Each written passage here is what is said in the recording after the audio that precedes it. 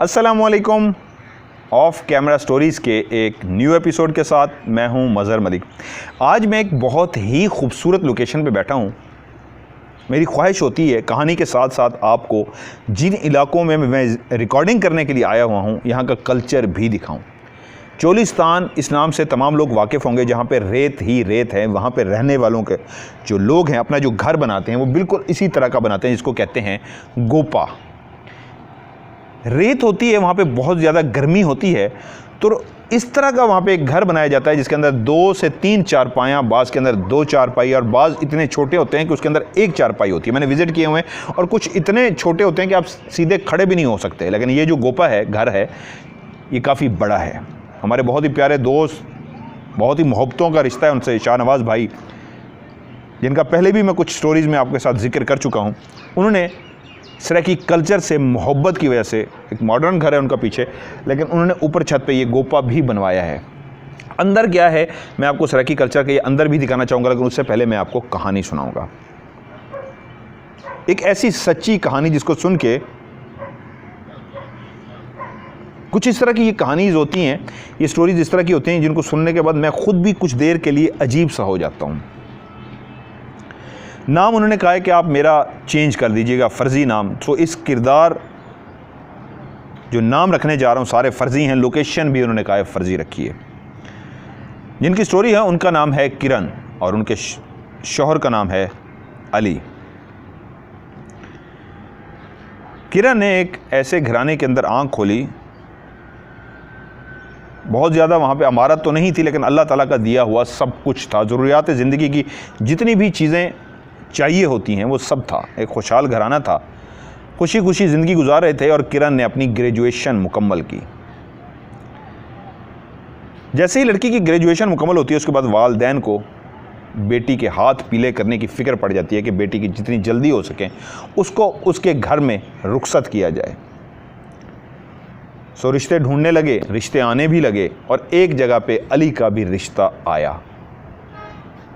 वालिदैन ने लड़की, उसका बैकग्राउंड, जिस तरह फैमिलीज आपस में मिलते हैं, उस रिश्ते को कबूल कर लिया गया और यूं अली और किरण रिश्ते के बंधन में बंध गए। जब इन दोनों की शादी हुई तो अली ने फैसला किया कि अब वो अपनी बीवी के साथ एक अलग घर में रहेगा। उससे पहले वो अपनी ज्वाइंट फैमिली सिस्टम, इकट्ठे जो एक रहने का सिस्टम होता है, वहां पे वो रह रहा था।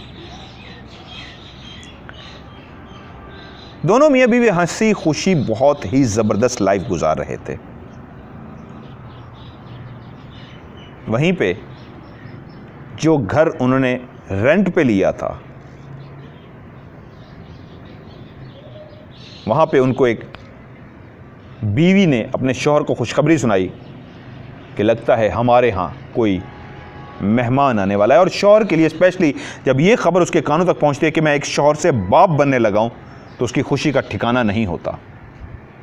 शादी के बाद वो जिस घर में शिफ्ट हुए थे उसके बाद कुछ ही अरसे बाद एक और रेंट के घर में वो शिफ्ट हो गए और इस इंतज़ार में कि नए मेहमान की आमद इस घर में होगी। डबल स्टोरी वो मकान था, ऊपर माले के मकान रहता था, लेकिन नीचे वाला जो पोर्शन था वो किरण और अली ने रेंट पे लिया। घर का बड़ा सा गेट था, गेट से जैसे ही दाखिल होते गैराज था, गाड़ियां खड़ी करने के लिए छोटा सा गैराज बनाया था, गाड़ी खड़ी करने का, अल्हम्दुलिल्लाह। और गैराज से एक दरवाज़ा सीधा अंदर की तरफ जाता था। एक ड्राइंग रूम कह लीजिए, नहीं बैठक कह लीजिए, बैठक टाइप एक बनी हुई थी, वहाँ पे दरवाज़ा खुलता था। और वो जो बैठक टाइप वो बताती हैं किरण जो बनी हुई थी, वहाँ पे जो ऊपर माले के मकान थे वो वहाँ पे लोगों के साथ अमलियात, तावीज़ देते, लोगों के मसाइल हल करते, यहाँ तक कि जिन लोगों के अंदर जिन होते थे वो जिनों को भी वहाँ पे निकालते। क्योंकि किरण और अली का गुजर बसर इस जगह से नहीं था, वो दूसरे रास्ते से अंदर जाते थे। लेकिन जिस जगह पे ये बैठक थी या जो एक बड़ा सा कमरा था, इधर से भी एक दरवाज़ा था जो आगे उसी हॉल की तरफ खुलता था, जिसको टीवी लाउंज भी कह लें। उसी टीवी लाउंज में एक बड़ा सा जो हॉल था, वहीं पे किचन भी था, एक साइड पे स्टोर भी था और उससे आगे 2 कमरे बने हुए थे। किरण और अली बाज़ोकात वही जो रूम जो अमलियात के लिए वो ऊपर वाले ऑनर जो माले के मकान इस्तेमाल करते थे, उसी रास्ते से भी बाज़ोकात दाखिल होते, जो आगे दरवाज़ा खुलता उसको खोल के अपने हाल में दाखिल होते और हाल से अपने कमरों में जाते, और बाज़ोकात दूसरा रास्ता इख्तियार करते। अब वो इस घर में शिफ्ट तो हो गए थे, माँ बनने वाली थी किरण, उनको कोई चौथा पाँचवा महीना बेबी का था। वहीं पे अक्सर जो आवाज़ें आती थीं किसी के चीखों पुकार की थीं, वो उन लोगों की होती थीं जिनके जिन निकाले जा रहे होते थे। क्योंकि बहुत सारे लोग आते और वो दम दरूद करते थे, जिन्नात को निकालते थे, तो इसलिए वहाँ पे इस तरह की आवाज़ें भी आती थी। अब ज्यों ज्यों वक्त करीब आ रहा था मेहमान की आमद का, तो हमारे एक कल्चर है पाकिस्तान में, 7वां महीना जब शुरू होता है एक माँ बनने का एक औरत को, तो वो अपनी माँ को साथ बुला लेते। क्योंकि घर में सिर्फ किरण और अली होते थे, तो किरण ने अपनी माँ को भी घर में बुला लिया देखभाल के लिए। अब उस घर में अली काम पे चले जाते, किरण और उसकी माँ वहीं पे होते और माँ अपनी बेटी का ख्याल रखती। एक दिन माँ और बेटी उसी हाल नुमा कमरे में बैठे हुए थे, दरवाजे हर तरफ से बंद थे। एक दरवाज़ा स्टोर का था और एक दरवाज़ा किचन का था और बाकी दरवाज़ा 2 बेडरूम की तरफ जाता था। हवा कहीं से भी नहीं आ रही थी कि एकदम से एक तेज़ इस तरह का झोंका नहीं कहना चाहिए, उसको कहना चाहिए जिस तरह आंधी चलती है और गोल सी आंधी घूमते हुई आती है, ट्विस्टर जिस तरह बोलते हैं, उसी तरह का एक गोल सा घूमता हुआ आया। उसके अंदर मट्टी भी थी और वो आके किरण के ऊपर गिरा। किरण एकदम से जो बैठी हुई थी चेयर पे एकदम से खड़ी हो गई और कपड़ों को झाड़ना शुरू हो गई। माँ ने पूछा क्या हुआ है? उसने कहा माँ पता नहीं आंधी चली है या क्या हुआ है, मेरे ऊपर मट्टी आके गिरी है और बाकायदा आंधी मुझे फील हुई है, कपड़े मेरे हिले हैं उससे आंधी से, और मेरे कपड़ों पे मट्टी और बाकायदा मट्टी थी, वो मट्टी झाड़ना शुरू हो गई। तो माँ ने कहा आंधी का तो सवाल ही नहीं पैदा होता, हर तरफ से तो दरवाजे बंद हैं, खिड़कियाँ बंद हैं, आंधी कहाँ से आएगी? और अगर आंधी आती तो मुझे भी तो महसूस होती, कोई पर्दा भी तो हिलता, कोई दरवाज़ा खिड़की भी तो हिलती, कैसी आंधी आई? लेकिन उसने कहा माँ मैं गलत नहीं कह रही, आंधी आई है। ये एक अजीब सी बात थी जो किरण को महसूस हुई। माँ उसको नॉर्मल समझी कि शायद बेटी माँ बनने वाली है, इसलिए शायद उसको महसूस हुआ। ये वाकया कुछ दिनों तक किरण भूल गई। अब जो वक्त करीब आ रहा था, माँ अपनी बेटी की बेइंतहा देखभाल कर रही थी, वो माँ बनने वाली थी। वहीं पे शौहर अली भी अपनी बीवी का बेइंतहा ख्याल करता था, क्योंकि अपनी बीवी से बहुत प्यार करता था। और जब वो वक्त आ गया कि माँ को लगा बेटी को लेके हॉस्पिटल जाना चाहिए, क्योंकि अब वो माँ बनने वाली थी, वक्त बिल्कुल करीब हो चुका था, तो वहीं पे किरण की जो दूसरी बहन थी फौजिया, उसको बुलाया गया। फौजिया के बारे में आपको बताता चलूँ, मुझे जो किरण बहन से आज मेरी बात हुई, उन्होंने मुझे बताया है बहुत अरसा पहले फौजिया के साथ छेड़खानी शुरू हुई इस तरह की कि जब वो रात को सोती थी तो कोई मखलूक आके उसको तंग करती थी, उसको हिलाती थी, उसकी चादरों को खींचती थी, यहाँ तक कि आहिस्ता आहिस्ता उसकी ज़िंदगी इस तरह डिस्टर्ब होती गई कि एक टाइम पे आके उसने चीखना शुरू कर दिया, क्योंकि वो मखलूक उसके सामने आना शुरू हो गई थी। उसके हर काम में रुकावट आ रही थी, वो मखलूक हर कहीं उसको नज़र आती थी। बहुत से पीरों फ़कीरों के पास गए, जिसके पास भी गए उसने क्लियर देखते ही उसको फौजिया को कहते थे इसके साथ तो बहुत सारी चीज़ें हैं जो अटैच हो चुकी हैं और इसको नज़र भी आती हैं। और किरण फौजिया भी आगे से कहती है बिल्कुल ऐसे है, मुझे वो नज़र भी आती हैं, मेरे साथ अटैच भी हैं और मेरा नुकसान भी कर रहे हैं।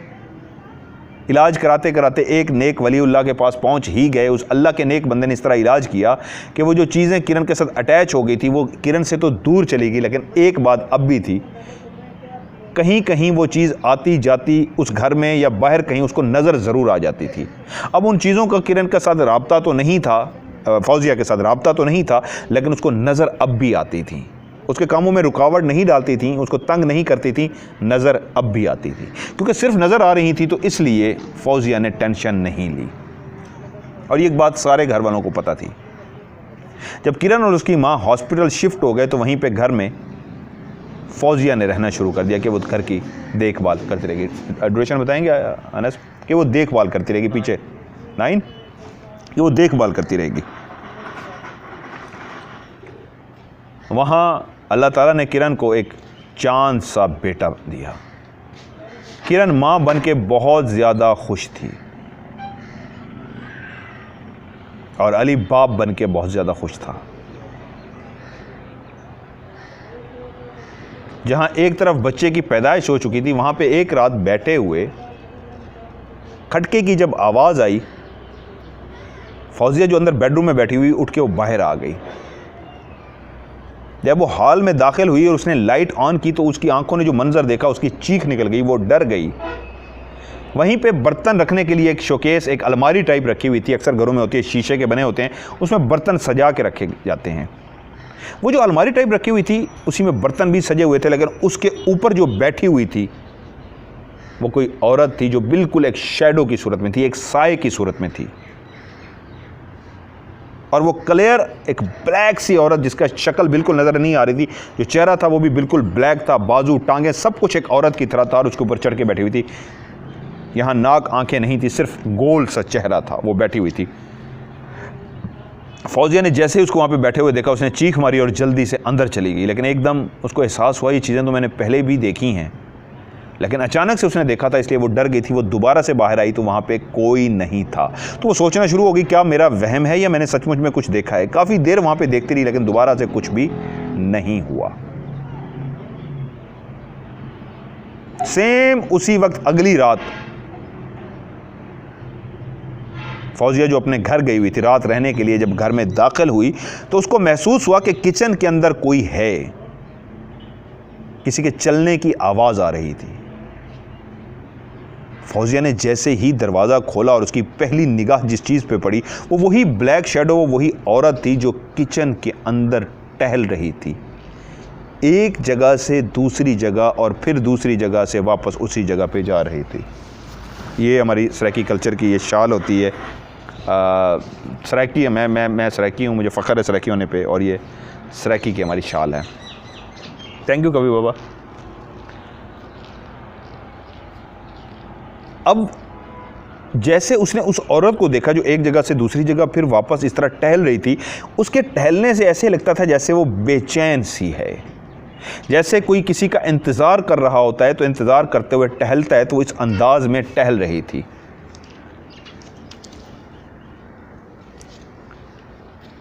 लेकिन आज भी उसका चेहरा उसी तरह गोल था, नाक, आँख, मुंह, कान कुछ भी नहीं था, गोल सा सिर्फ चेहरा था। बाजू बिल्कुल थे, उन बाजुओं के साथ हाथ भी महसूस होते थे और पाँव भी थे। उन पाँव में कोई जूता नहीं था, लेकिन वो ब्लैक शैडो था जो एक जगह से दूसरी जगह जा रहा था।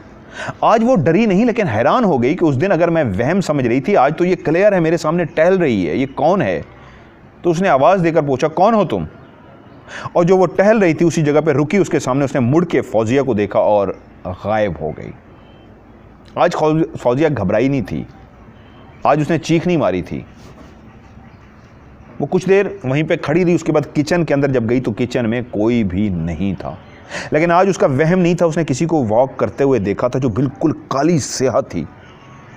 एक अकेली औरत जब किसी इस तरह औरत को, ब्लैक साए को वॉक करते हुए देखती है तो वो डर जाती है, लेकिन शायद वो ज़िंदगी में इतना कुछ देख चुकी थी, वो डरी नहीं। हाँ, पहली दफ़ा उसने बैठे हुए बेध्यानी में थी तो उसने चीख मारी थी, लेकिन आज शायद वो मेंटली तौर पे तैयार थी। काफ़ी देर किचन में खड़े होने के बाद वो पूछती रही, कौन हो, मेरे सामने आओ, मैं तुमसे देखना चाहती हूँ, इधर आओ, बात सुनो। जो कुछ कहती रही कुछ भी नहीं हुआ, जाने वाली जा चुकी थी। वो अंदर कमरे में चली गई, वो घर में अकेली थी। काफ़ी देर उसका दिल घबराता रहा, वो खौफ में नहीं थी, लेकिन एक दिल के अंदर हलचल सी मची हुई थी। कौन है जिसको पहले बैठे हुए देखा और आज टहलते हुए देखा, इस अंदाज में जैसे उसको किसी का इंतज़ार हो। काफ़ी देर के बाद उसको नींद आई और वो सो गई। सुबह उठी, वो अपने घर गई, लेकिन आज उसका दिमाग उलझा हुआ था। वो सोच रही थी, कौन है वो जो इस घर के अंदर टहल रही है। वो इस बात का जिक्र इसलिए अभी किसी से नहीं करना चाहती थी क्योंकि वहाँ किरण एक बीवी से माँ बन चुकी थी, एक चांद सा बेटा उसके यहाँ पैदा हुआ था। और ऐसी हालत में बहनें स्पेशली ख्याल करती हैं कि उसको खुशी दी जाए, कोई ऐसी खबर ना सुनाई जाए जिससे वो दुखी हो या परेशान हो या उदास हो। सो उसके कानों तक वो कोई भी ऐसी खबर नहीं बताना चाहती थी कि वो क्या देख चुकी है। लेकिन तीसरी रात जो हुआ वो बहुत ही भयानक था।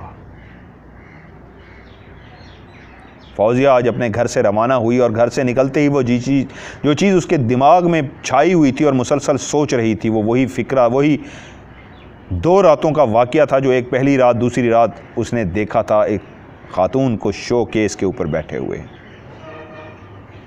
फिर वही औरत, वही साया, वही ब्लैक सा शैडो बेचैनी के आलम में टहलते हुए, उसके बुलाने पे उसने उसको खड़े होकर देखा और गायब हो गई।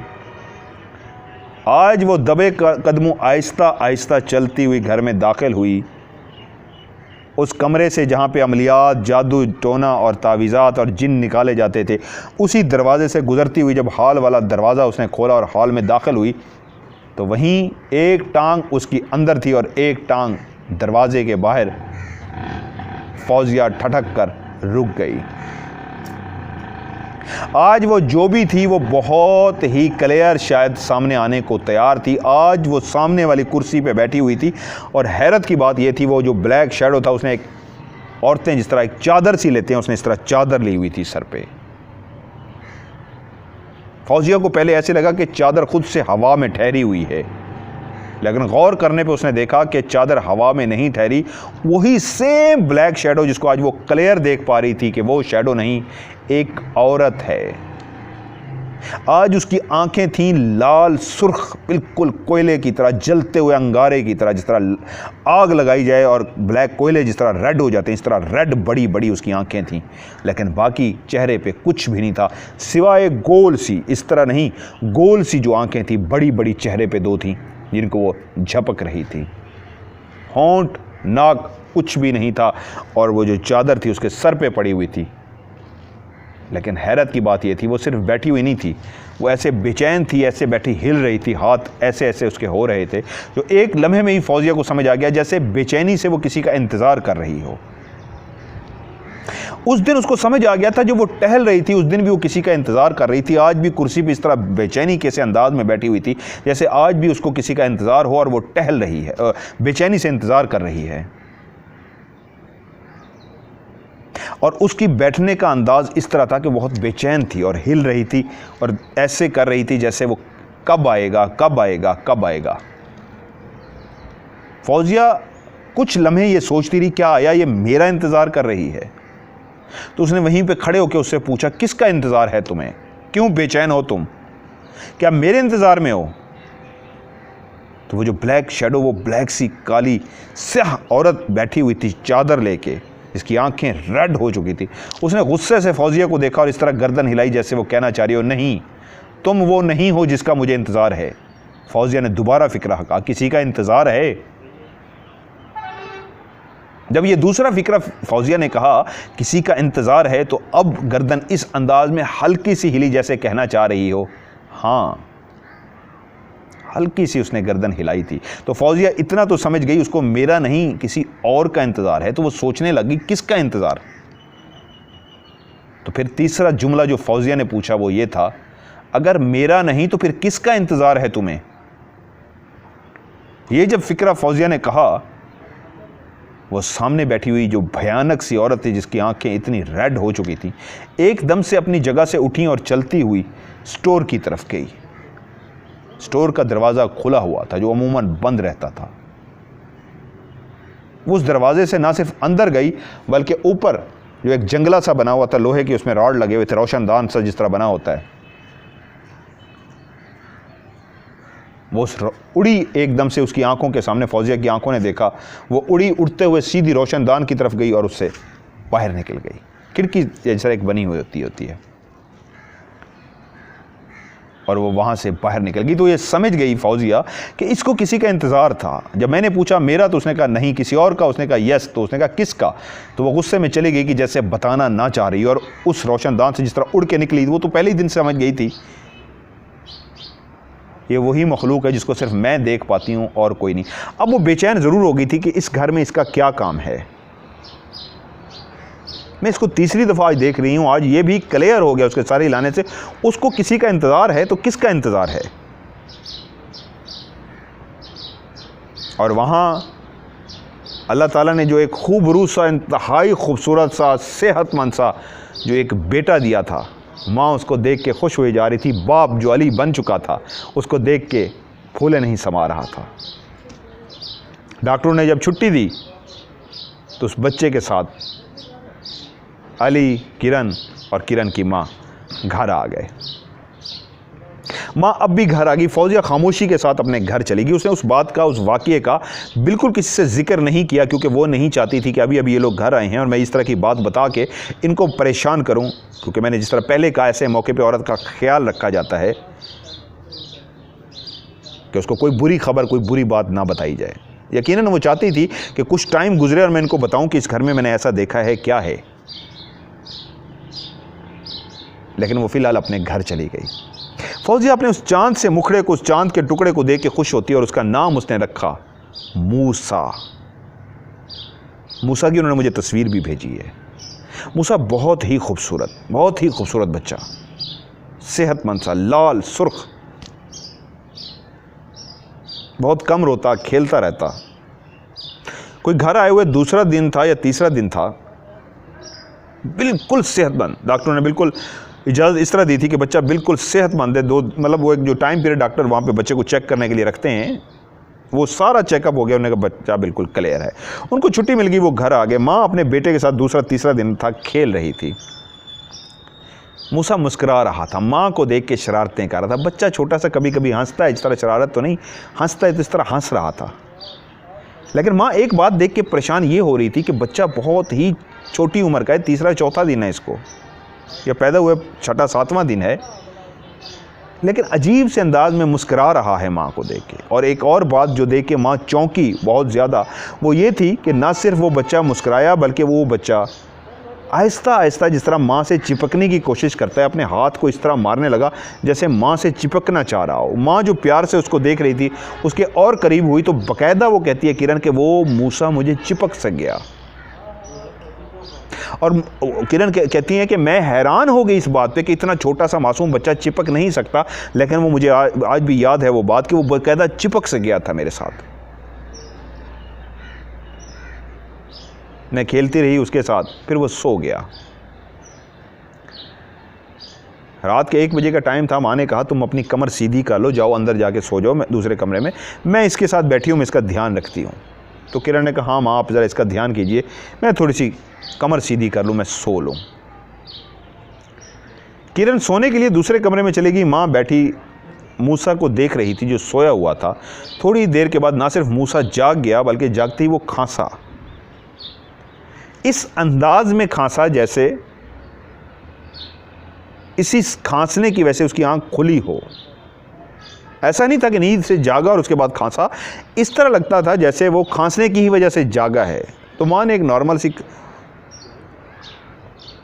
खांसी सी समझी किरण की माँ ने कि वैसे बच्चा खांसा है, लेकिन एकदम से उन्होंने देखा कि बच्चा अजीब सा कलर चेंज हो रहा है, जैसे उसको कलर जो रंग है, जो रेड कलर का बच्चा है उसका कलर चेंज हो रहा है। माँ एकदम से परेशान हुई तो उन्होंने देखा कि उसका रंग नीला पड़ना शुरू हो गया है। एकदम से माँ को जो बात समझ आई वो ये थी, कहीं ऐसा तो नहीं है बच्चे का सांस बंद हो रहा है या क्या हो रहा है, ये नीला पड़ता जा रहा है। थोड़ी देर उन्होंने और देखा, यहाँ तक कि बिल्कुल क्लियर हो गया, मूसा बिल्कुल नीला हो गया था। माँ ने बेटी को जल्दी से आवाज़ दी। किरण भी फौरी तौर पे बाहर आ गई। उसने भी देखते ही पहला फिक्र कहा माँ ये नीला क्यों हो गया है। तो माँ को उस बात का यकीन आ गया कि जो मैंने देखा है वही बेटी ने देखा। उसने कहा हाँ नीला हो गया है। उन्होंने कहा माँ उठाएं इसको डॉक्टर के पास लेके जाएं। माँ ने फौरी तौर पे, किरण की माँ ने फौरी तौर पे उसको उठाया और उठा के बाहर लेके भागी कि इसको डॉक्टर के पास लेके जाएं। घर का दरवाज़ा जैसे ही अबूर किया, थोड़ी ही कदम आगे चले थे, मूसा बिल्कुल नॉर्मल हो गया और एक क्यूट सा बेबी, मासूम सा बेबी जिस तरह आवाज़ें निकालता है उस तरह एक ऐसी आवाज़ें निकालना शुरू हो गया जैसे वो बिल्कुल ठीक है। उसका रंग बिल्कुल नॉर्मल हो गया, अब उसको कुछ भी नहीं था। किरण की माँ समझ गई कि शायद कुछ ऐसा हुआ है जिसकी वजह से वो नीला पड़ गया था। मैं उसको उठा के लाई हूँ, उसकी कमर पे हाथ वगैरह फेरा है, मे भी कुछ सांस का इस तरह का इशू था या क्या था, या लेटने की वजह से था। लेकिन अब बाहर तसल्ली हो गई। कुछ देर वो उसको बाहर लेके खड़ी रही। जब उसने देखा कि नहीं बिल्कुल तसल्ली वाली बात है, ऐसा कुछ भी नहीं है, तो वो उसको लेके दोबारा घर में दाखिल हो गई। और किरण ने भी देखते ही कहा यस अब ये बिल्कुल ओके है। उसको उसकी के बिस्तर पे लिटा दिया गया और वो खेलना शुरू किया। अभी थोड़ी ही देर गुजरी थी कि जो सिचुएशन मूसा की हुई थी वही सिचुएशन फिर से होनी शुरू हो गई। अब किरण की माँ जो पहले ही अलर्ट हो चुकी थी, उसने देखा कि फिर उसका रंग आहिस्ता आहिस्ता पीला और नीला होता जा रहा है। वो फिर अलर्ट हुई किरण भी क्योंकि अब सोने के लिए नहीं गई थी, क्योंकि बेटे का रंग वो अपनी आंखों से नीला पीला होता देख चुकी थी, वो भी वहीं पे थी, तो वो फ़ौरन बोली, माँ इसका रंग फिर बदल रहा है। माँ पहले ही अलर्ट थी, यस मूसा का जो चेहरे का रंग है वो नीला पीला पड़ता जा रहा है। लेकिन एक बात जो पहले भी दोनों ने रजिस्टर की थी अब ज़्यादा क्लियर हो गई कि उसके माथे के ऊपर वी सा बन गया, इंग्लिश का जिस तरह वी होता है इस तरह वी सा इस तरह बन गया उसके माथे पे। तो किरण बोली, माँ इसके ये माथे पे क्या बन रहा है? तो माँ भी बोली, ये वी का निशान बन रहा है। किरण ने कहा, यस ये मुझे पहले भी नज़र आया था लेकिन अब बहुत क्लियर है, लेकिन ये माथे पे कुछ वी बन रहा है। लेकिन अब उसका चेहरा पहले की से भी ज़्यादा नीला और पीला हो चुका था। अब फिर दोनों माँ बेटी परेशान हुई और फ़ौरन किरण बोली, माँ इसको फ़ौरन डॉक्टर के पास लेके जाइए, क्योंकि अब पहले से भी ज़्यादा उसको सांस लेने में दुश्वारी हो रही थी और उसको मसला हो रहा था। उन्होंने फौरी तौर पे अली को जगाया जो घर में सो रहे थे, बच्चे को लिया और भागते हुए जो क्लिनिक करीब था बच्चों का वहाँ पे लेके गए। वहाँ पे नर्स जो भी अमला था उनसे रब्ता किया, उन्होंने बच्चे का चेकअप किया, सारा कुछ किया। तो उन्होंने कहा बच्चा तो बिल्कुल क्लियर है, इस वक्त तो इसका रंग भी क्लियर है, ना ही उस वक्त वहाँ पे उसके माथे पे वी था, ना ही उसका रंग नीला और पीला था, बिल्कुल उसी तरह वो नॉर्मल खेल रहा था जैसे वो बिल्कुल पहले से था। अब वो नीला पीला नहीं था, ना ही माथे पे वी था। यहाँ तक कि उन्होंने बच्चे के साथ छेड़खानी भी की, उसको ऐसे हल्की हल्की थपकियाँ भी लगाई कि ज़रा रोए, और बच्चा नॉर्मली रोया भी सही। बिल्कुल उन्होंने कहा ओके, चेकअप करके दिया कि आपके बच्चे को कोई मसला नहीं है, हमारी तरफ से ये बिल्कुल ओके है, इसको कोई ट्रीटमेंट की ज़रूरत नहीं है, हो तो हम कुछ लगाएं कुछ दें। बच्चे को लिया, वो घर वापस आ गए। दिल में एक धड़का सा किरण को भी लग गया और किरण की माँ को भी लग गया, माजरा है क्या। घर में ले आए, कुछ देर गोद में उठाए रखा, और उसके बाद जैसे ही उसको बिस्तर पे लिटाया गया तो थोड़ी ही देर गुजरी थी कि पहले पहले माथे पे जो निशान बना वो वी का निशान था, इंग्लिश का वी, और फिर उसका रंग नीला और पीला बढ़ गया। इस बार जो उसका रंग नीला और पीला बढ़ा वो पहले दोनों दफ़ा जो हुआ था उससे कहीं ज़्यादा था। अब क्योंकि अली भी जाग चुका था, जो बाप बन चुका था, जिसका बेटा था, वो भी मूसा को देख के डर गया। उसने कहा नहीं, इसका रंग बहुत नीला और पीला पड़ चुका है और इसके माथे पे ये वी बिल्कुल क्लियर है। तो माँ बेटी दोनों बोली ये उस 2 दफ़ा पहले भी यही हो चुका है। तो अली ने कहा नहीं, अब हमें रिस्क नहीं लेना, अब हमें इसको बड़े हॉस्पिटल में लेके जाना, ये क्या हो रहा है। मे भी उनको समझ ना आया हो, या मे भी इस वक्त रात को उनके पास इतनी फैसिलिटीज़ नहीं है कि वो उसको सारा चेकअप कर सकते, इसको हॉस्पिटल लेके चलते हैं। फौरी तौर पे मूसा को उठाया गया और जितनी जल्दी हो सके वो हॉस्पिटल की तरफ चल पड़े। यहाँ तक कि वो कहते हैं कि हम चिल्ड्रन हॉस्पिटल में लेके गए। जाते ही वहाँ पे डॉक्टरों ने उसकी देखभाल शुरू कर दी, उसका सारा चेकअप किया गया और डॉक्टरों ने कहा चलें आप बच्चे को यहीं एडमिट करवा दें, क्योंकि आप कह रहे हैं 2 दफ़ा इसके साथ ऐसा हो चुका है, हम इसको एक रात और एक पूरा दिन रखते हैं अपने पास और देखते हैं इसके साथ क्या होता है, क्योंकि अभी बच्चा जिस कंडीशन में आप लोग लेके आए हैं ये बिल्कुल क्लियर है।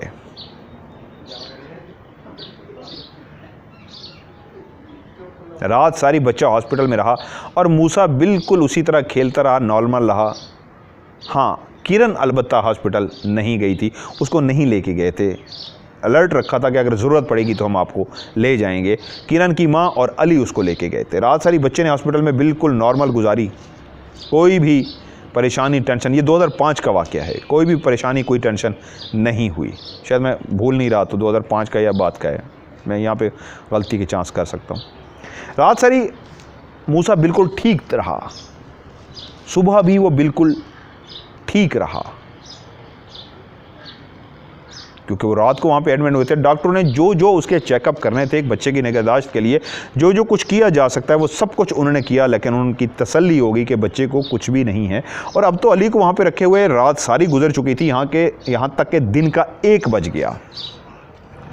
तकरीबन 12-13 घंटे अली को हो चुके, मूसा को हो चुके थे, और 12-13 घंटे में मूसा के साथ एक दफ़ा भी कुछ नहीं हुआ था, ना ही वी बना था, ना ही नीला पीला रंग हुआ था, वो बिल्कुल ठीक था।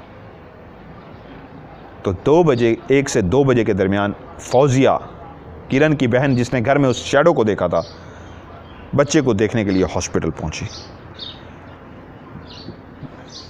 जैसे ही वो मूसा के पास गई और उसने ऐसा कुछ देखा कि वो चीखती हुई भाग पड़ी। अली और किरण की माँ, फौजिया की माँ भी भागते हुए उसके पीछे गए और उसको पीछे से जाके पकड़ा और उसको कहा, पागल हो गई हो, क्यों चीख रही हो, क्या हुआ है? तो बोली, जो मंजर मैंने देखा है वो बहुत ही भयानक है। उन्होंने कहा, क्या हुआ है बताओ तो सही। उसने कहा, मूसा नहीं बचेगा। वो आई थी उसको लेने के लिए, मुझे अब पता लगा है वो बेचैन क्यों थी, उसको किसका इंतज़ार था। वो कह रहे हैं, कौन, किसका जिक्र कर रही हो, किसका इंतज़ार, पागल हो गई हो? कह रही है, पागल नहीं हुई, मूसा नहीं बचेगा। कह रहे हैं, हमें तो बताओ क्यों नहीं बचेगा, क्यों इस तरह की बहकी बहकी बातें करी? वो कह रही है, इसलिए कि वो जो इंतज़ार कर रही थी, वो जो टहल रही थी, बैठी थी और कुर्सी पे बेचैन थी, और जिसने मुझे कहा था, हाँ इंतज़ार है तुम्हारा नहीं किसी और का, और मेरे पूछने पे भी नहीं बताया था, तो अभी मैंने उसको देखा है, वो खिड़की से मेरे सामने आई है और उसने आते ही अपना मुंह मूसा के मुंह के ऊपर रख दिया, जैसे उसका खून पी रही हो या जैसे उसकी सांस निकाल के अपने अंदर लेके जा रही है। उसका मुंह, वो ब्लैक औरत जो थी, उसका मुंह मूसा के मुंह के ऊपर था और वो अपने मुंह से उसके मुंह के साथ क्या कर रही थी मुझे ये नहीं पता, लेकिन मुझे इतना पता लग गया जिस तरह वो उसके ऊपर झुकी हुई थी मूसा के ऊपर, वो उसको ले जाएगी अपने साथ। वो पता नहीं उसकी सांस खा रही थी, सांस उसके अंदर से निकाल रही है या उसका खून पी रही है। अली और किरण की माँ यही समझे शायद ये बहकी बहकी बातें करिए, ये पागल हो गई है क्या। वो भागते हुए वापस गए, बच्चे को देखा तो बच्चा तो अभी तक नॉर्मल था, ना नीला पीला हुआ था, ना वी बना था। डॉक्टरों की तरफ पूछा तो डॉक्टर ने कहा बच्चा तो ठीक है। तो वापस फौजिया के पास गया और उसको कहा, घर जाओ, लगता है तुम्हारी तबीयत ठीक नहीं है, मूसा बिल्कुल ठीक है और इस तरह की बातें मत करो कि हम सबको परेशान करो, हम पहले ही परेशान हैं, अब जाओ। फौजिया कुछ देर खामोश हुई, माँ को देखा और अली को देखा, बहनोई को देखा और कहा, मैं तो जा रही हूँ, मूसा नहीं बचेगा। ये एक फ़िक्रा उसने आखिर में फिर कहा और मुड़ गई। अली ने अपनी सास को देखा और इस अंदाज़ में देखा और सास ने अली को देखा, ये पागल है, इसकी बातों की तरफ तवज्जो मत दो। और अली ने भी अपने आप को ऐसे हौसला दिया, या ये बेवकूफ़ी की बातें कर रही है, क्योंकि वो अभी तसल्ली करके आए थे। डॉक्टर ने कहा था बिल्कुल ओके है, वो नॉर्मल था। फौजिया को खुदा हाफ़िज़ करके जैसे ही वो ऊपर पहुँचे हैं तो डॉक्टर झुका हुआ था मूसा के ऊपर। उन दोनों के दिल धड़कना शुरू हो गए। भागते हुए डॉक्टर के पास गए तो डॉक्टर से पूछा, क्या हुआ? डॉक्टर ने कहा, मेरा इस वक्त जिस्म कांपना शुरू हो गया कि मूसा अल्लाह के पास जा चुका है। ये देखिए मेरे जिस्म के अंदर कपकपाहट आ गई कि मूसा अब इस दुनिया में नहीं रहा। वही मूसा जिसको अभी कुछ देर पहले वो देख के गए थे, डॉक्टर ने कहा था बिल्कुल ठीक है। तो उन्होंने कहा, डॉक्टर साहब आप कैसे कह रहे हैं, अभी तो आपने कहा था मूसा ठीक है। उसने कहा, पता नहीं एकदम क्या हुआ है। नर्स ने बताया, भागता हुआ मैं जैसे इसके करीब पहुंचा हूं तो उस वक्त मैंने देखा है मूसा अब इस दुनिया में नहीं रहा, अल्लाह को प्यारा हो चुका है। ये एक ऐसी खबर थी जो बहुत ही भयानक खबर थी, बहुत ही ख़तरनाक खबर थी, लेकिन डॉक्टर ये कह चुके थे। पूरी तसल्ली करने के बाद उन्होंने डेड बॉडी मूसा की उठा के उन दोनों के हवाले कर दी। और वो दोनों जब बच्चे को लेके घर पहुँचे तो एक कोहराम सा मच गया। किरण एक जनूनी सी हो गई, पागल सी हो गई, दीवानी सी हो गई, क्योंकि उसको मूसा जिसको वो बिल्कुल ठीक लेके गए थे उसकी डेड बॉडी पकड़ा रहे थे। वो इस बात को कबूल करने को तैयार नहीं थी कि मूसा मर चुका है। मूसा की डेड बॉडी रखी हुई थी, घर वाले अजीब सी कंडीशन में थे, किरण को पकड़ने की कोशिश कर रहे थे, किरण को कवर कर रहे थे। किरण बिल्कुल अजीब सी जो हो चुकी थी।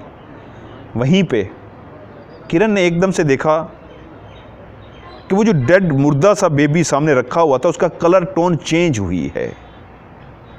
वो जो एक अजीब मुर्दा जिस्म का कलर होता है उससे वो जिस्म नीला सा हुआ है।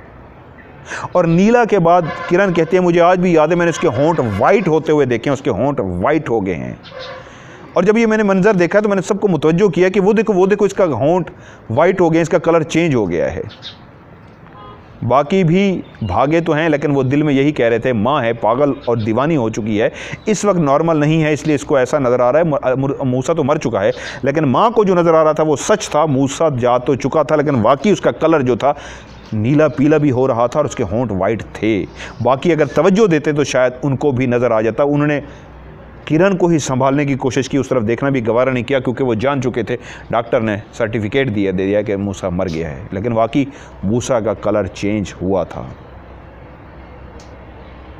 माँ को उम्मीद पैदा हो गई कि चेक करो मेरे बेटे को, मेरा बेटा ज़िंदा है, डॉक्टर ने कैसे कह दिया है। लेकिन भरपूर चेकअप करने के बाद भी जब मूसा नहीं उठ सका तो माँ को भी ये एडोरेशन। माँ को भी ये अपने आप को यकीन दिलाना पड़ा, अपने आप को माँ को ये यकीन दिलाना पड़ा कि मूसा अब इस दुनिया में नहीं रहा। और माँ ने उस लखते जिगर को, उस मूसा को उठा के उनके हवाले कर दिया, ले जाओ सुपुर्द खाक करने, इस अमानत को मट्टी के नीचे दफन करने। माँ कितने दिन डिस्टर्ब रही, लेकिन आखिरकार अल्लाह की ज़ात हौसला दे ही देती है, सब्र आ ही जाता है। और माँ को भी सब्र आ गया। तो फिर फौजिया को बुलाया गया और उससे पूछा गया कि उस दिन तुम बहकी हुई बातें कर रही थी, अब बताओ क्या हुआ है। तो फिर फौजिया ने वो सारी बात बताई, कैसे मैंने उस औरत को उस बर्तनों वाली अलमारी के ऊपर बैठे हुए देखा था, कैसे बेचैनी के साथ वहाँ पे टहलते हुए ब्लैक शैडो को, उस चुड़ैल को टहलते हुए किचन के अंदर देखा था, कैसे उस कुर्सी पे बैठे हुए देखा था चादर लेके, जिस पे मैंने पूछा था किसी का इंतज़ार, मेरा इंतज़ार कर रही थी। तो उसने कहा नहीं, किसी और का इंतज़ार है। तो उसने कहा यस। उसने कहा किसका इंतज़ार? तो वो चली गई थी, वो शायद उस हॉस्पिटल में मूसा का इंतज़ार कर रही थी जो पैदा हो चुका था और अब इस घर में आने वाला था। और जैसे ही मूसा घर में आया तो उसकी तबीयत ख़राब करने वाली कोई और नहीं, वो चुड़ैल थी। और मुझे नहीं पता था कि जब उसकी तबीयत ख़राब हुई थी, और ये बात फौजिया को नहीं पता थी उस वक्त, अगर मैं उस वक्त जब इसकी तबीयत ख़राब हो रही थी मैं भी आ जाती, मुझे भी आप लोग रात को बुला लेते तो शायद मैं ये मंज़र देख लेती। यहाँ पे वो औरत ही थी जो उसका खून या सांस पी रही थी, मैं तो नहीं थी, मैं नहीं देख सकी। आप लोग जब उसको हॉस्पिटल लेके गए और मैं अगले दिन हॉस्पिटल 2 बजे के करीब, 1-2 बजे के दरमियान पहुँची हूँ, तो मैंने उस औरत को उसी औरत को जो घर में देखी थी वहीं पे उसका खून पीते हुए, सांस उसकी जगड़ते हुए देख लिया था। लेकिन अब कुछ हो नहीं सकता था। वहीं पे मोहल्ले वालों ने बताया कि जिस घर में आप रहते हैं, इस घर में जो शख्स बैठा अमलियात करता है, ये काला जादू करता है, ये ब्लैक मैजिक करता है। आप लोगों को किसने मशवरा दिया था यहाँ पे आके रहने का? हम तो जान के बोले नहीं, आपके इस हादसे के बाद मजबूरन हमें आपको बताना पड़ रहा है। हम नहीं चाहते थे हमारी वजह से कोई झगड़ा हो, फसाद हो या कोई बात हो, इसलिए हम खामोश रहे, वरना हकीकत ये है ये काला जादू करता है। आपके बच्चे को इसी ने मारा है, इसके इन जादुओं ने मारा है, इसकी उस हरकतों ने मारा है। लेकिन कोई क्या कर सकता है किसी का, ऐसे आमलों का? सो मजबूरन एक अल्लाह की तरफ देखते हुए कि या अल्लाह तू ही इससे बदला लेगा। ये एक माँ की जो ख्वाहिश थी कि जिसने मेरे बेटे को मार दिया, उन्होंने उस घर को खाली कर दिया, उस घर को छोड़ दिया। लेकिन शायद उन चीज़ों ने अभी भी घर छोड़ने के बावजूद किरण का पीछा नहीं छोड़ा था। किरण के हाँ फिर कुछ अरसे बाद एक और बेटा पैदा हुआ, वो भी अल्लाह को प्यारा हो गया। फिर एक और बेटा पैदा हुआ जिसका नाम भी मोहम्मद रखा गया। वो भी बिल्कुल सेहतयाब था, बिल्कुल सेहतमंद था, कुछ भी उसको नहीं था। इसकी बार तो क्योंकि 2 अल्लाह को प्यारे हो चुके थे, जो तीसरा था इस दफ़ा तो बहुत ज़्यादा तसल्ली की गई। अस्पताल के अंदर लेके ही नहीं आए घर जब तक डॉक्टर ज़्यादा से ज़्यादा तसल्ली ना कर दे। डॉक्टर को सिचुएशन सारी बताई गई और जहाँ पे 2 दिन रखना था वहाँ पे उन्होंने 7 दिन रखा, 5 दिन रखा ताकि बच्चा बिल्कुल नॉर्मल हो तो हम घर लेके आएँ। डॉक्टरों ने कहा बहुत तसल्ली है, ले जाएँ इस बच्चे को, कुछ भी नहीं है इसको। लेकिन जब उस मोहम्मद को भी अपने घर लेके आए तो वो भी अल्लाह को प्यारा हो गया। अब माँ समझ चुकी थी कि उन चीज़ों ने अभी तक पीछा नहीं छोड़ा। वो उस घर को तो छोड़ आए थे, लेकिन वो चीज़ें आज भी उनके साथ थीं। अब किरण बहन के यहाँ एक बेटी पैदा हुई है। मेरी आज उनके साथ तफसील से बात हुई है। मैंने उनको पढ़ने के लिए भी बताया है कि अब आपने क्या पढ़ना है और उन चीज़ों को भगाने के लिए क्या करना है। मैंने कहा मेरी बहन, मैं माजरत खा हूँ, मेरा आपका राब्ता बहुत लेट हुआ है, मेरा आपका बहुत पहले राब्ता हो जाता। करना अल्लाह की ज़ात में होता है। मैं कुछ भी नहीं हूँ, एक आम सा हकीर सा इंसान हूँ, वसीला ज़रूर बनता हूँ, मांगता अल्लाह की ज़ात से हूँ। वही आयात आप पढ़ते हैं, वही आयात मैं पढ़ता हूँ। मेरा यकीन कामिल है कि मेरी आयात के अंदर तासीर पैदा होगी, क्योंकि मैं रब्बे कायनात का कलाम पढ़ रहा हूँ। तो इस यकीन कामिल की वजह से मेरी आयात के अंदर जो तासीर पैदा होती है उससे हल होता है। बाकी मैं कोई पहुँची हुई चीज़ नहीं हूँ, मैं एक आम सा बंदा हूँ, मुझे कुछ भी नहीं आता। मैं कहूँ मैं यूँ कर लेता हूँ, मैं कुछ भी नहीं कर सकता, लेकिन कोशिश ज़रूर करता हूँ कि अल्लाह की मखलूक की काम आ सकूँ। सो इंशाअल्लाह मैं अब आपसे राब्ते में भी रहूँगा। अल्लाह ने आपको जो इस वक्त बेटी दी है, इसके लिए क्या पढ़ना है, क्या करना है, वो मैंने उनको बता भी दिया। मेरी किरण बहन, नाम आपका मैं किरण ले रहा हूँ क्योंकि आपसे ही पूछ के मैंने ये फ़र्ज़ी नाम रखा है। मैं आपसे राब्ते में रहूँगा इंशाअल्लाह। अगर उस ज़ात ने इस बच्ची की ज़िंदगी लिखी है तो इसको कुछ भी नहीं होगा। उनको बुलाइए कवि। कवि उनको बुलाइए। इतना कहूँगा, अल्लाह ताला उस बच्ची के नसीब अच्छे करे, नसीब बेहतरीन करे, खुशियाँ दे आप सबको। ढेर सारी दिल से दुआएं। बस ये कि आपसे मैं राब्ते में रहूँगा। और बहुत सारी चीज़ें जो आपने मुझे बहुत ज़्यादा एक्स्ट्रा बताई थी वो मैंने स्किप कर दी हैं, निकाल दिए हैं बीच में से, इसलिए कि आपका दिल भी ना दुखे। मैं कहानी सुनाते हुए ऐसे कांप गया हूँ। तो आप तो माँ हैं, आपके ऊपर क्या गुजरी होगी मूसा को याद करके, मोहम्मद को याद करके। और मूसा के साथ तो आपकी बहुत अटैचमेंट थी, पहला बेबी था आपका। और आपने जो तस्वीर भी भेजी है, मैंने आपसे इजाज़त मांगी दिखाऊँ, आपने कहा नहीं, तो मैं इसलिए तस्वीर नहीं दिखाने जा रहा, वरना मैं मूसा की तस्वीर दिखाता। क्या शहज़ादा, क्या खूबसूरत चाँद सा मुखड़ा था वो। लेकिन वो उसने जाना था अल्लाह के पास, तो वो चला गया। तो इंशाल्लाह मैं आपके साथ राब्ते में रहूँगा। कोई भी मसला, कोई भी बात होगी, आप मुझे फ़ौरन बताएंगे। आपको मैं अपना पर्सनल नंबर भी दूसरा दे रहा हूँ, फौरी तौर पे आप मुझसे रब्ता कीजिए। इंशाअल्लाह ताला अल्लाह की ज़ात ने चाहा तो इंशाअल्लाह कुछ भी नहीं होगा। सो आज इतना कहूँगा, कहानी के एंड में मैं अभी आपको ये गोपा भी दिखाऊंगा, गोपे के अंदर जाके कि सराइकी कल्चर क्या होता है, क्योंकि कहानी थोड़ी सी सैड हो गई है, माहौल इस तरह का हो गया है कि मैं खुद भी थोड़ा सा अजीब सा हो गया हूँ। सो मैं चाहूँगा मूड को चेंज करें। स्टोरी आपने सुन ली, इस खूबसूरत इन्वायरमेंट को भी देखिए, बहुत खूबसूरत है अंदर से ही, मैं आपको दिखाता हूँ। सो आप भी अपनी स्टोरी भेजिए, 1v1 सबकी स्टोरी सुनाता आ रहा हूँ। जिस तरह आज जो स्टोरी सुनाई, इसके बाद जिस स्टोरी का नंबर आएगा मैंने नाम के साथ लिखा हुआ 37, 41, 51, इस तरह वो सुनाता जा रहा हूँ। तो इंशाल्लाह mmtvraz@gmail.com, mmtvraz mmtvraz@gmail.com मेल है, मेलिंग एड्रेस है। इस पर आप स्टोरी अपनी सेंड कीजिए, या मेरा व्हाट्सअप नंबर जो है उस पर आप वॉइस मैसेज रिकॉर्ड करके भेजिए, या कहानी को लिख के भेजिए। इंशाल्लाह मैं आपकी स्टोरी को प्रोग्राम में शामिल करूंगा। जब तक आपकी स्टोरी प्रोग्राम में शामिल ना हो जाए, आपने वॉइस मैसेज को डिलीट नहीं करना। पाकिस्तान से बाहर जितने भी लोग हैं, पाकिस्तान का कोड मिलाएंगे +923136655500। रिपीट कर देता हूँ, +923136655500। और जो पाकिस्तान से मिलाएंगे वो पाकिस्तान का कोड मिलाए बगैर 0313665500 मेरा नंबर मिलाएंगे, और इसी पे अपनी स्टोरी वॉइस की सूरत में या फिर लिख के मुझे भेजेंगे। आइए अरसलान को मैं कहूँगा कैमरा उतारें और आपको अंदर चल के मैं विज़िट कराता हूँ। जी अरसलान आइए। ये बाहर से आपने दिखा दिया है, इसकी छत जो होती है ये दिखाइए अरसान, ये खूबसूरत सी इस तरह छत होती है। ये टोटली मिट्टी का बना होता है, ये सारा जो है मिट्टी का बना हुआ है।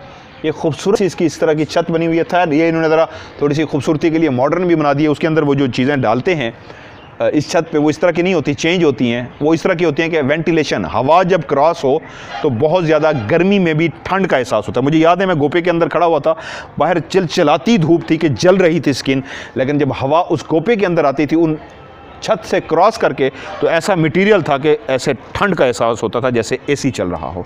तो ये देखिए उसी कल्चर का खूबसूरत सा एक सराइकी कल्चर का दरवाज़ा। और आइए मेरे साथ अंदर। ओह वाह, क्या खूबसूरत। सबसे पहले अरसलान छत दिखाइए, क्या खूबसूरत सी छत है। देखिए खूबसूरत अंदाज में बनाई गई है छत है। और आइए ये जी, आहा हा, खूबसूरत सा शीशा। अरसलान दिखाइए, दरवाज़ा बंद कर दीजिए। यस, ये देखिए ये खूबसूरत सा शीशा है जी। और ये एक काम जो किया जाता है इस शीशे के ऊपर, ये सराइकी कल्चर का खूबसूरत सा है। ये कंघिया, ब्रश, हेयर ब्रश, फलां कोई चीज़ें जो होती हैं वो आपकी रखने के लिए यहाँ पे, ये सामान रखने के लिए। एंड ये देखिए ये छोटे छोटे बर्तन ये रखने के लिए। और ये मुल्तान का रंग, सराइकी कल्चर का रंग, ये कलर स्पेशली जिस तरह ये मैंने शाल ओढ़ी हुई है, ये अपनी ये ओढ़ी हुई है, ये वही कलर्स हैं। ये चरखा जो पहले कभी चलाया जाता था, अब सिर्फ डेकोरेशन के तौर पे रखा हुआ है। और ये भी बर्तन हैं, ये गाय है, ओ सॉरी ओके। ये बर्तन हैं खूबसूरत से, पहले इस तरह बनाई जाती थी डेकोरेशन के लिए, इस तरह दीवार के अंदर बना के बर्तनों को सजाया जाता था। ऊंट कल्चर ये वही खूबसूरत है। और स्पेशली मैंने अपने घर में भी बनवाई हुई है। मेरे बेडरूम में भी मेरे बेड के ऊपर जो अक्सर बिछाती है आलिया, वो इसी तरह की गिंदी इसको बोलते हैं, गिंदी। ये गिंदी का छोटा सा पीस है जो हम कभी मैंने स्पेशली बनवाया हुआ है, डबल बेडशीट के जो हम ये बिछाते हैं, ये वाली गिंदी है। और ये भी एक सॉरी पंखा। आहा क्या ये पक्का, हम इसको सराकी में पक्का कहते हैं। ये खूबसूरत सा पंखा है और ये भी गिंदी है जिसका और कलर है। एंड ये चिक बोलते हैं इसको, जो अक्सर दरवाज़ों के आगे लटकाई जाती है। ये खूबसूरत सी सराकी चिक है। और ये मेरे पास भी है, मेरे अम्मी ने मेरे लिए संभाला था। और मैं ये बेसिकली जब बच्चे को चलने के लिए सिखाया जाता है, ये उस वक्त यूज़ होता है। अरसलान ये दिखाइएगा, ये देखिए बच्चा यहाँ से पकड़ता है और पकड़ के इसको चलाता है इस तरह, ताकि बच्चा गिरे ना। ये मैं जब छोटा था तो मेरे लिए था, आज भी ये घर में ये महफूज है। सो ये कुछ रखे हुए बर्तन, ये वो इसमें लस्सी बनाई जाती है, इसको पकड़ के यूं किया जाता है। मट्टी होती है, ये लकड़ी का है, लेकिन वो होती है उसको। यस, ये बड़ा हुक्का तो नहीं रखा है इन्होंने? ये कभी बाबा के लिए हुक्का रखा हुआ है। ये हुक्का सा है और हुक्का सराकी कल्चर में बहुत ज़्यादा पिया जाता है। और ये आपको सारा नज़र आ रहा है, ये इस तरह चला के उससे वो किया जाता है। हाँ, वेलना ना भाई चाचा, ये लस्सी बनाई जाती है। वो परौन, छब्बा, ये छब्बा इसको सराकी में कहते हैं। बेसिकली ये होता था जब दाने होते थे या कोई चीज़ चने होती थी, उसको साफ़ करने के लिए ऊपर फेंके जाते थे, उससे भी ये काम लिया जाता था। छोटी होती है तो इस तरह उसमें रोटी रखी जाती है। सो ये एक खूबसूरत सी जो आपने देखी है। और यस, आखिर में खुदाफिज़ करते हुए आपको एक ड्रेस दिखाऊंगा जो मैंने पहनना था, जो मुझे पूरा नहीं आ सका। अरसलान ने पहना है, इधर दिखाओ अरसलान, ये देखिए, ये वल्ले वाली शलवार, ये शलवार देख रहे हैं, ये बहुत ही पतला अरसलान ने फिटिंग वाला, इधर देखो ना, फिटिंग वाला बनाया, जो मुझे कहा था सर आपने पहनना है। सर ये भी नहीं दिखाया आपने। ओह यस, ये आप दिखाओगे, पहले मैं ये तो दिखा लूँ। ये अरसलान के वाले, ये मैंने पहनना था लेकिन ये मुझे पूरा नहीं आया तो मैं नहीं पहन सका, लेकिन कोई बात नहीं, अरसलान के पास और भी हैं, वो वाले मैं पहनूंगा। और ये अनस और ये हमारे कवि बाबा, ये सर मेरे ख्याल में बैल और गले में बांधते हैं। या ये पकड़िए जी अरसलान बच्चे, ये पकड़िए। और ये जी, हाँ जी बिल्कुल है, ये बैल, गाय, बकरी, आगे गुम ना हो। हाँ, ये बकरी ये आवाज़ आती रहती है। ये भी है, ये भी है, ठीक है, ये वो पहनाए जाते हैं। सो आज के ऑफ कैमरा स्टोरी से, इस कल्चर खूबसूरत से इन्वायरमेंट के साथ मज़हर मलिक आपसे इजाज़त चाहता है। दूसरा ख्याल रखिएगा, खुदा हाफिज़।